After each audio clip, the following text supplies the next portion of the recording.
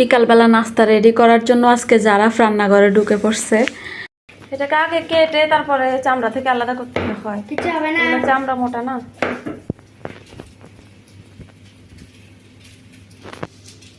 হাত কেটে যাবে।